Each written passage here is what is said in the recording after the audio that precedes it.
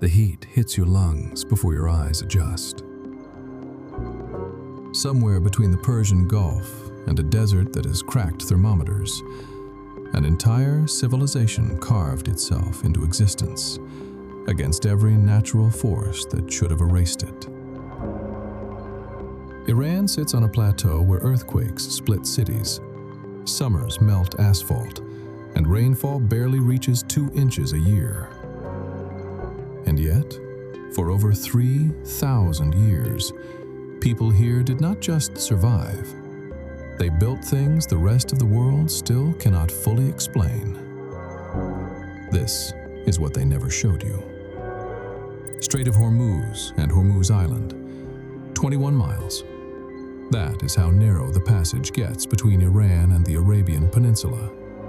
Through that gap flows roughly 20% of the world's traded oil every single day.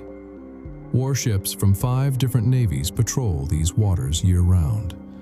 Fighter jets pass overhead at altitudes low enough to rattle windows on the fishing boats below. 5 miles off the mainland coast, Hormuz Island rises from this chaos. It measures barely 8 miles across. You could walk its entire perimeter before dinner. But the ground beneath your feet is not ordinary ground. This island is a salt dome, a geological fist punched upward through the ocean floor over millions of years, carrying 70 distinct minerals compressed into a land mass most people have never heard of. The beaches are red, not rust-tinted, not faintly orange. The sand is a deep, saturated crimson from iron oxide concentrations so high that your first instinct standing on it is disbelief. Your brain needs a full second to accept that this is simply Earth. The locals call the red soil golak. They grind it into pigment. They press it into flatbreads with oil and herbs. They paint it onto their faces during celebrations. The geology beneath their feet is not a spectacle to them. It is a pantry. Walk inland toward the Rainbow Valley and the minerals shift. Horizontal bands of yellow, white, green, and violet streak across coastal cliffs. Mica crystals embedded in the beach sand scatter light at multiple wavelengths at once. Visitors report the ground appears to glow from within, as though the island is generating its own illumination. But beauty here shares space with strategic pressure. Hormuz sits in one of the most militarily monitored corridors on Earth. The fishing families who have lived here for generations cast their nets into waters where naval destroyers pass close enough to count. And the Persian Gulf around them is warming faster than almost any comparable body of water on the planet. The island that glows may one day lose the ecosystem that sustains it. 70 minerals compressed into 8 miles of land. And somewhere ahead in this script, an entire city was built from nothing but the desert dirt beneath it. If you have ever seen a place where the ground itself looked unreal, drop a comment below. This channel exists because these stories deserve to be told with the detail they demand. Isfahan, Naqsh-e-Jahan Square in the Zayandeh River. The Iranian Central Plateau delivers you to Isfahan at roughly 5,200 feet of elevation. Dust hangs in the air like gauze. Mountain ridges turn violet at dusk. And then the city opens, and nothing about the surrounding desert prepares you for what sits at its center. Naqsh-e-Jahan Square stretches nearly 1,600 feet long. It is one of the largest enclosed public spaces on Earth. In the early morning, before the city wakes, it holds silence the way a cathedral holds prayer, completely and without effort. Then sunlight strikes the eastern facade of the Shah Mosque, and the 17th century tilework ignites. Cobalt blue, so layered across centuries of geometric repetition that the surface seems to produce its own light rather than reflect the sun's. Step beneath the main dome, Clap your hands once. The sound returns 7 times, not 5, not 9, exactly 7. The 7 heavens of Islamic cosmology, engineered into physical geometry with 17th century mathematics. Theology built as measurable acoustics. You can count the echoes yourself. 15 minutes north, in the Armenian Christian quarter of Julfa, the Vank Cathedral presents the silhouette of an Iranian mosque from the outside. Tiled dome, pointed arches, a bell tower shaped like a minaret. But step inside, and 17th century Armenian frescoes cover every wall. The expulsion from Eden, the martyrdom of early Christians. 2 entirely different devotional traditions built their most sacred structures within walking distance of each other, and held that arrangement for 400 years. This was not accident. Shah Abbas granted the Armenian silk-weaving community full religious autonomy in exchange for the textile expertise his empire needed. Commerce built coexistence, and it lasted. But the Zayandeh River that once defined Isfahan has run dry for extended periods in recent decades. The bridges that once spanned flowing water now arch over sand. Families gather on the promenades at dusk, walking above a riverbed that memory insists should not be empty. A city built on water is learning to remember water. If Isfahan's engineered echoes stayed with you, subscribing means you will not miss what this channel covers next. Every video goes this deep. Shiraz, Nasir al-Mulk Mosque and the tomb of Hafez. The Alborz Mountains wrap around Shiraz at roughly 5,200 feet, creating a valley that traps moisture, moderates temperature, and produces growing conditions so unusual within Iran's semi-arid plateau that rose cultivation has thrived here for over 1,000 years. On early summer mornings, you smell the city before you see it. Fragrance arrives on air still cool enough to carry scent instead of just transmitting heat. Limestone ridges catch the first sunrise light, while the city below remains in shadow. In that interval, Shiraz feels like a deliberate exception carved into the landscape by something patient. Inside that exception, the Nasir al-Mulk Mosque resolves the city's character with mathematical precision. Built in the 1880s, its eastern facade is filled with stained glass panels. Each morning, sunlight passes through that glass and paints the prayer hall floor in shifting pools of red, blue, gold, and violet. The colors move across the Persian carpets as the earth rotates. The architecture transforms solar geometry into devotional experience. Beauty achieved through calculation that becomes indistinguishable from grace. Across the city, Iranians of every generation visit the tomb of Hafez, the 14th century poet who stopped writing in 1390 CE. They come carrying questions they cannot answer alone. Marriage, departure, an uncertain future.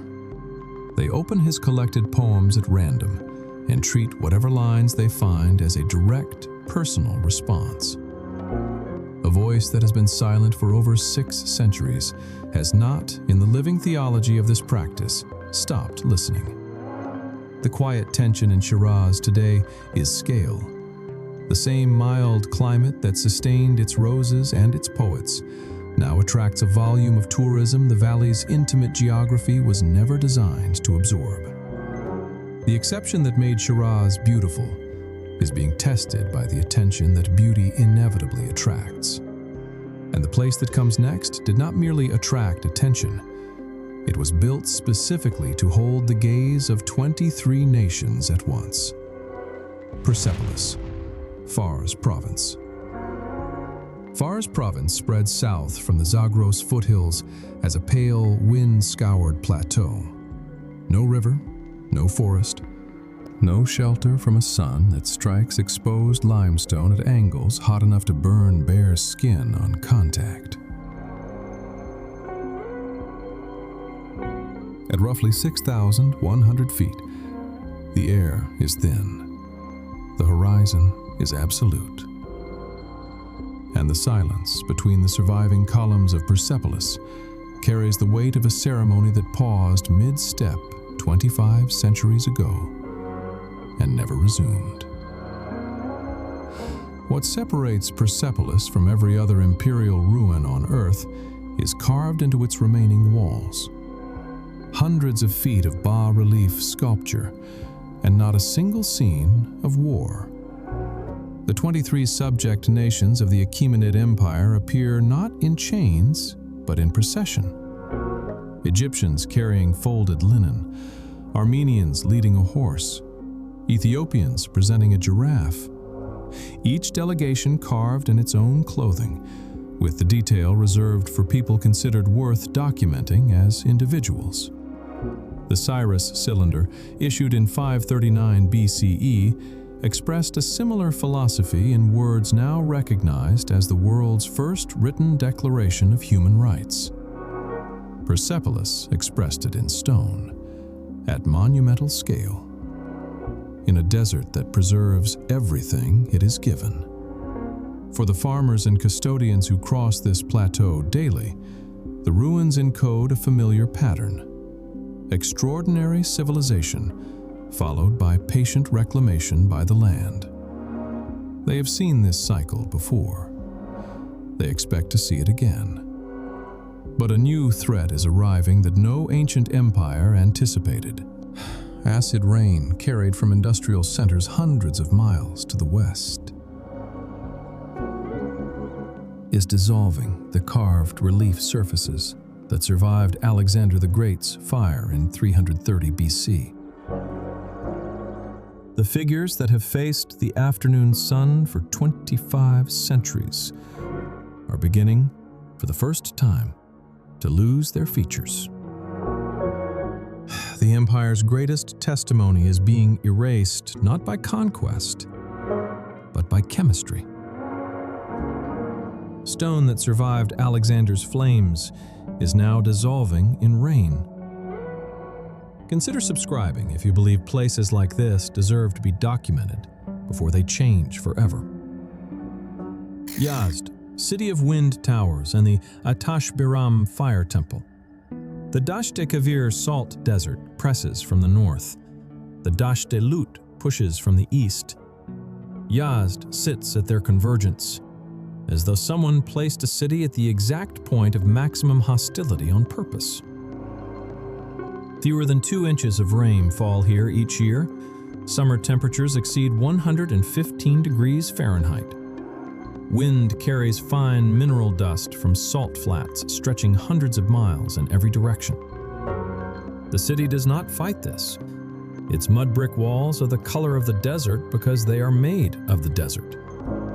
And the Badgir wind towers rising above the rooflines represent 14 centuries of accumulated intelligence about turning a hostile climate into a cooperative partner. These are passive atmospheric engines. They capture prevailing breezes at height, accelerate them through narrowing shafts, and deliver air up to 15 degrees cooler into the rooms below. No moving parts, no electricity, no maintenance beyond clearing dust from intake vents. Families who have lived in Yazd for generations describe the sound of wind entering the shaft at night as something between ventilation and conversation. At the Atash Biram fire temple, a flame has burned without interruption since approximately 470 CE. Tended across 80 generations by the same priestly families, the fire predates Islam's arrival in Iran by nearly 2 centuries. Yazd is the only city on earth where this ancient Zoroastrian flame and the mosque's call to prayer coexist within the same neighborhood. 2 traditions that reached different conclusions about the divine, and agreed, across 14 centuries of shared streets, that sharing mattered more than the conclusions themselves. What this equilibrium costs is visible in the demographics. Younger Zoroastrian generations leave for Tehran and beyond, drawn by opportunity the desert cannot offer. The fire temple answers the question of its own future only with continued burning. If you have been to a place where ancient traditions still operate inside modern life, leave a comment. Your experience adds something no research can replicate. The next place did not build into the desert. It built directly into volcanic rock and never left. Kandovan Village, East Azerbaijan Province. Mount Sahan spreads southeast of Tabriz as a shield volcano so horizontally massive it reads less like a mountain and more like elevated terrain that simply refused to stop. Its last major eruption occurred roughly 10,000 years ago. The volcanic ash it deposited compressed over millennia into ignimbrite, a soft, thermally stable rock that wind and rain carved into conical formations, rising 15 to 40 feet from valley floors, approximately 35 miles south of Tabriz. At around 6,900 feet, the village of Kandovan has existed inside these formations for roughly 700 years. Not beside the cones, inside them. Human settlement and geological formation became, across centuries of continuous occupation, the same thing. The ignimbrite maintains interior temperatures between 60 and 68 degrees Fahrenheit year-round. No insulation added, no climate control installed.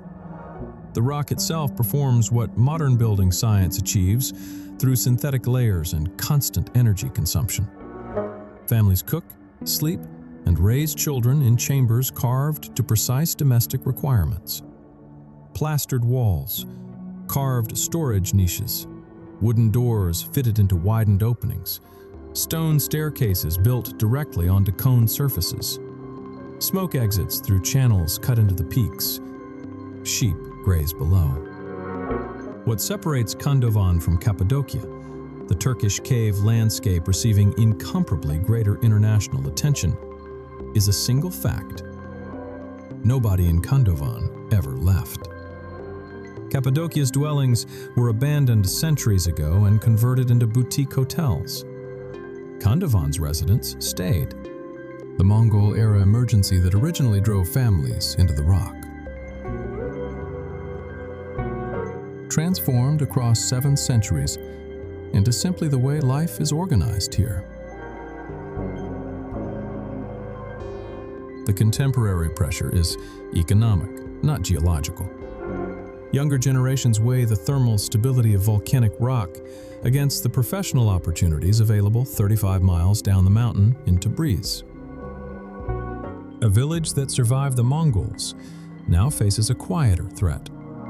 The pull of a modern city just close enough to reach. Most channels skip Kandovan entirely. Explore danger does not. If that depth matters to you, a like tells the algorithm this kind of content deserves to be seen. Alamut Valley, the Assassin's Fortress. A narrow gorge cuts into the Alborz Mountains northwest of Tehran. The road follows a river that has spent millennia carving the valley deeper. Cliff walls rise on both sides until the sky becomes a strip of blue overhead. At the end of this gorge, at roughly 6,600 feet, a single rock outcrop juts from the valley floor like a broken tooth. On top of it sit the ruins of Alamut Castle. In 1090 CE, Hassan-i Sabah and a small group of followers seized this fortress without a single battle. He simply walked in disguised as a teacher, converted the garrison over months, and informed the owner he was no longer welcome. From this nearly unreachable position, Sabah built the Order of the Assassins, a network that operated for over 165 years and destabilized empires from a castle most armies could not physically reach. The approach is the defense. The path to the summit is a single steep trail carved into the rock face, 1 person wide in most sections. Winds funnel through the gorge at speeds that force you to grip the rock with both hands. Mongol armies under Hulagu Khan finally destroyed the fortress in 1256, but only after a prolonged siege that required engineering the surrounding terrain just to get close enough to attack. Today the ruins are sparse. Most of the original structure was dismantled by the Mongols or reclaimed by weather. What remains is the position itself, the rock, the valley, the impossible geometry that made one man's strategy viable for nearly 2 centuries. Locals in the villages below still tell stories about Sabah, not as mythology, as local history, the way Americans talk about the founding of their own towns. A fortress that resisted the Mongol Empire sits in a valley most travel channels have never mentioned. If Alamut surprised you, share this video with someone who thinks they already know Iran. Somewhere ahead, the ground temperature alone will exceed 159 degrees Fahrenheit. What lives there, and what was lost there, is unlike anything covered so far. Dasht Elut, the hottest surface on Earth. In 2005, a NASA satellite recorded a ground surface temperature of 159.3 degrees Fahrenheit in southeastern Iran. It was the highest land surface temperature ever measured on Earth. The location was the Dasht Elut, a desert so extreme that scientists initially assumed the satellite had malfunctioned. It had not. The Lut stretches across roughly 20,000 square miles of southeastern Iran. Its central region, called Gandom Beryan, is a plateau of dark volcanic rock that absorbs solar radiation with almost no reflective loss. During summer months, the surface becomes hot enough to kill any biological organism on contact. No bacteria, no insects, no plant life of any kind. Biologists classify Central Lut as abiotic, a word that means, without any qualification, lifeless. Stand at the edge of Gandom Beryan in June, and the heat is not just temperature, it is pressure. The air above the dark rock shimmers so violently that the horizon dissolves. Your exposed skin registers pain within seconds. Breathing feels like inhaling from an open oven. The silence is total, because nothing is alive to generate sound. But the Lut is not featureless. Wind has carved the desert floor into yardangs, massive ridges of compacted sand and rock, some rising over 150 feet, running in parallel lines for miles. From above, they resemble a city skyline designed by erosion. From the ground, walking between them feels like navigating corridors built by a planet that forgot humans existed. Nomadic groups have crossed the Lut's margins for centuries, navigating by star position and wind direction, carrying every drop of water they need. There are no wells, no rivers, no rescue infrastructure of any kind. A vehicle breakdown in central Lut during summer is a survival emergency measured in hours, not days. The hottest surface ever recorded on this planet, and people still cross it. What comes next is a city that the Lut's edge once sustained for 20 centuries, until 26 seconds erased it. Bam, Kerman Province. Against the western edge of the Lut Desert, in Kerman Province, the city of Bam rises from the valley floor in walls so uniformly the color of surrounding terrain that your eyes initially read it as a natural landform rather than architecture. Every brick was made from the same material the desert provided without cost, compressed earth mixed with straw, dried in the same heat that made shelter necessary. The desert both created the problem and supplied the solution. Beneath those walls, the Qanat network made the city real. Hand-dug channels descending tens of feet below the desert surface following the water table's gradient from mountain to plain through tunnels that maintained precise downhill angles without any mechanical aid. Water delivered from sources up to 25 miles away by gravity alone. The Qanat system embodied a single insight. The desert does not lack water. It stores water underground, beyond evaporation's reach. The correct human response is to descend, through labor measured across generations, to where it already exists. This system sustained a Silk Road city of 13,000 people across 20 centuries. Bam's citadel, Ar-Gibam, was the largest adobe structure on Earth. Families lived, traded, and worshipped inside walls that had absorbed and released desert heat since before the Roman Empire existed. On December 26, 2003, at 5:26 in the morning, a magnitude 6.6 earthquake struck directly beneath the sleeping city. Within 26 seconds, 20 centuries of construction collapsed onto the people inside it. 26,000 people died. Over 70% of the city's buildings were destroyed. Reconstruction has continued for over 2 decades. Original bricks recovered from rubble, cleaned, cataloged, returned to approximate positions. Qanat channels restored alongside the walls they once sustained. The city is being reassembled from its own remains, which is, across every scale of its history, precisely what Bam has always done. 26,000 lives in 26 seconds. Some numbers do not become easier to hold the longer you sit with them.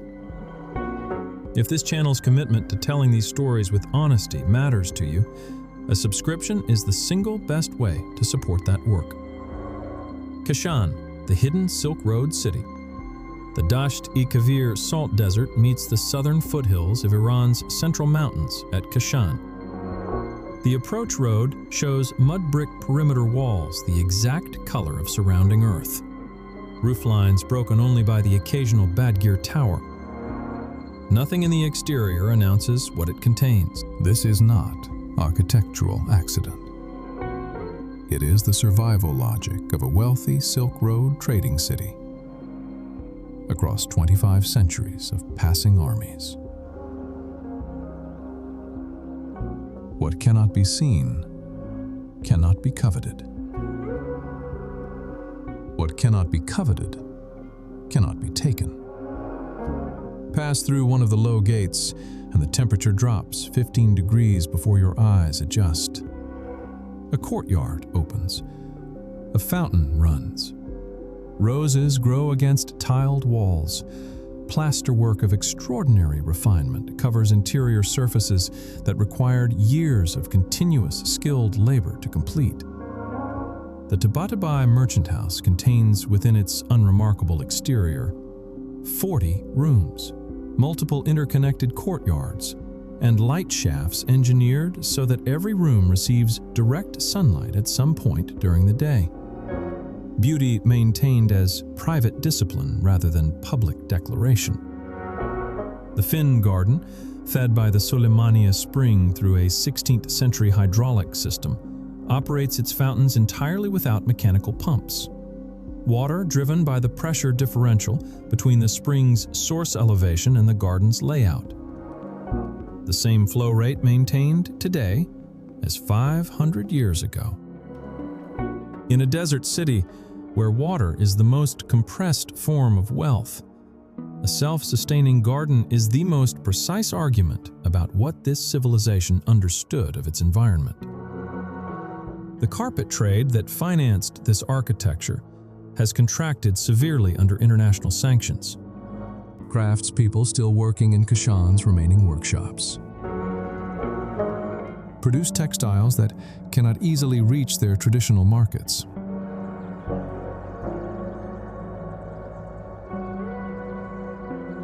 The plain exterior walls now conceal not only beauty, but economic uncertainty.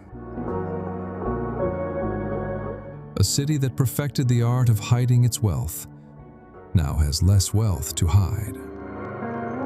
But the architecture remains, waiting behind mud-colored walls for whoever knows to look.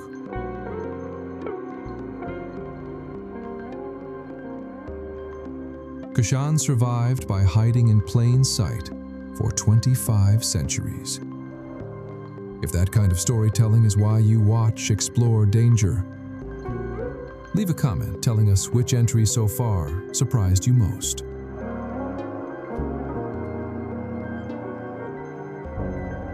Mosuleh, Gilan Province. The Alborz Mountains receive Caspian Sea moisture on their northern face with an intensity that transforms the landscape within miles. The semi-arid Iranian interior gives way as terrain rises into Gilan Province to temperate forests so continuously green that the crossing feels like entering a different country rather than simply gaining elevation. Mosuleh sits within this forest zone at approximately 3,500 feet. Its yellow ochre buildings stack against a slope so steep that from the valley below, the village reads as a vertical accumulation of forms pressed into the mountainside. Tier rising above tier into the tree line, something that grew into the rock across roughly 1,000 years of continuous occupation. The arrangement that emerged is the detail that separates Mosuleh from every other hillside settlement on Earth.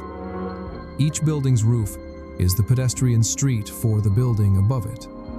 The entire public circulation network is simultaneously the private structural surface of residents' homes. No roads accommodate vehicles. The path to the market is the ceiling of a neighbor's bedroom. This arrangement is held across 40 generations without a single written agreement governing it. In a place where architecture makes the social contract physically visible, the social contract does not require documentation. The Caspian deposits roughly 55 inches of rain annually in these foothills, 27 times the rainfall reaching Yazd. In autumn, fog settles over Mosuleh for weeks. The clay walls absorb and release moisture in thermal cycles that make the buildings feel as though they are breathing around you. What the village faces now is the pressure of its own fame. Tourism has brought economic opportunity and structural stress in equal measure to a settlement built for the exact number of people it has always housed. Rooftop pathways that functioned through mutual trust between neighbors become, under the weight of strangers, something that requires management rather than simple inheritance.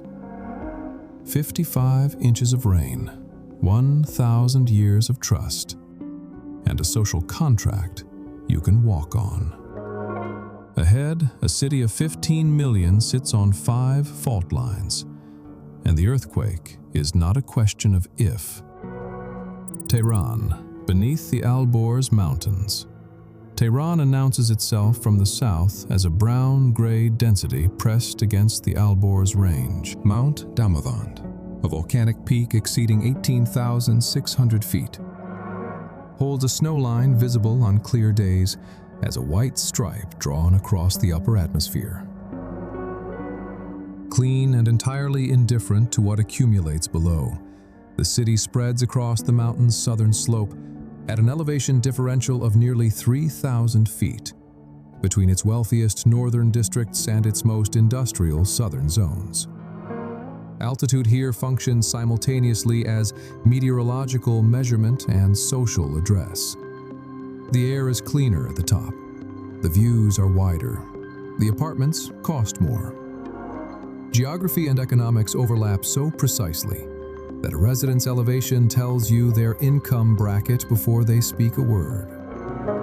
Below the visible city, 5 identified fault lines converge beneath the urban fabric. Seismological assessments describe a magnitude 7 earthquake directly beneath the metropolitan area of 15 million people as not a matter of probability, but of timing.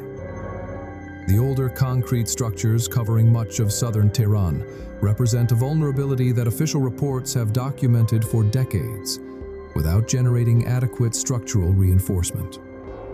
Inside the Golestan Palace, the Hall of Mirrors demonstrates what this civilization produced when given time and patronage.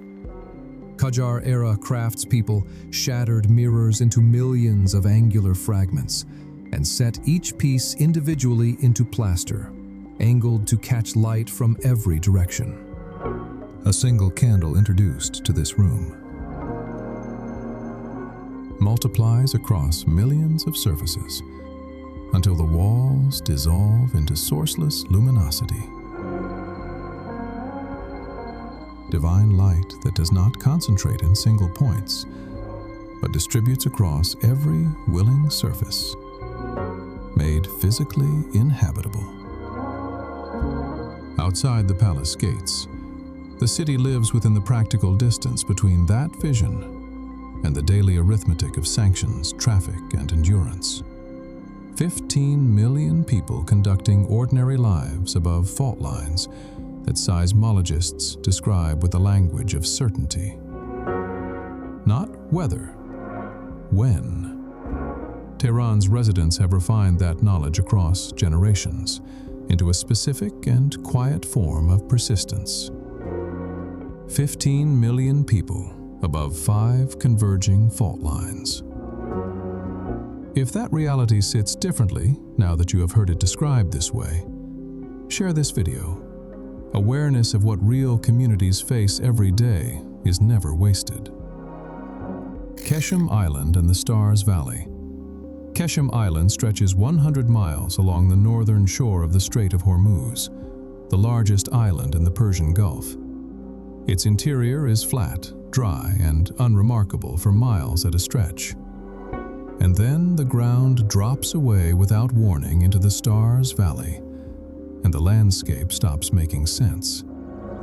Erosion has carved the valley's soft sandstone and limestone into formations that rise, twist, lean, and arch in shapes that appear sculpted by intention rather than weather. Columns taper to points that seem structurally impossible. Narrow corridors wind between walls that lean inward overhead, until only a strip of sky remains visible. At night, the formations block ambient light so completely that the stars above appear magnified, which is how the valley earned its name from the local communities who have known it for centuries. Geologists attribute the formations to millions of years of salt dome activity beneath the island, combined with wind and seasonal rainfall that exploit mineral inconsistencies in the rock. The same tectonic forces that created Hormuz Island's red beaches shaped Keshem's interior into something that resembles an alien architecture more than a Persian Gulf island. The valley is not dangerous in the way a desert or a fault line is dangerous. Its danger is subtler. Flash floods during rare but intense rainstorms can fill the narrow corridors with water faster than a person can climb to safety. The same soft rock that erosion sculpted into beauty continues to erode. Formations that stood for thousands of years can collapse without warning. Locals know which corridors to avoid after rain. Visitors often do not. Keshem's fishing communities and small-scale traders have used the island's coastline for generations, but the interior, the Stars Valley included, remained largely unknown outside Iran until the last 2 decades.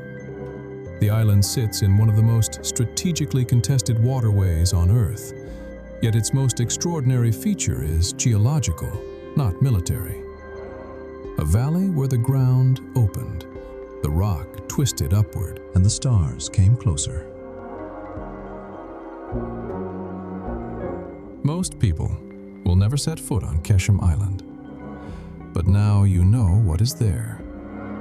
If this video changed how you think about Iran, even slightly, drop a like. It is the simplest way to tell the algorithm that depth matters more than headlines. Iran should not exist the way it does. Not by the logic of comfort, not by the logic of stability, not by any modern measure of what a civilization requires to sustain itself across 3,000 years on a plateau ringed by desert, split by fault lines, and shaped by forces that have repeatedly dismantled everything human hands tried to make permanent. What has persisted here is not the result of favorable circumstance. It is the result of something quieter, a long-inherited familiarity with impermanence, the understanding that the correct response to an unstable world is not to demand that it stabilize, but to learn the precise art of living well within it. Some of you watching this have walked through places most people only read about. Some of you have studied the engineering, the history, the theology. Some of you simply felt something shift while listening. A place you thought you understood, revealing itself as something far larger than the version you were handed. That is exactly why Explore Danger exists. Not to sensationalize, not to reduce, to go deeper than the surface allows, and bring back what we find there. If any voice in this community has a story, a correction, or a first-hand account that belongs alongside what was covered today, the comments are open. This channel is built by the people who watch it, as much as by the people who make it.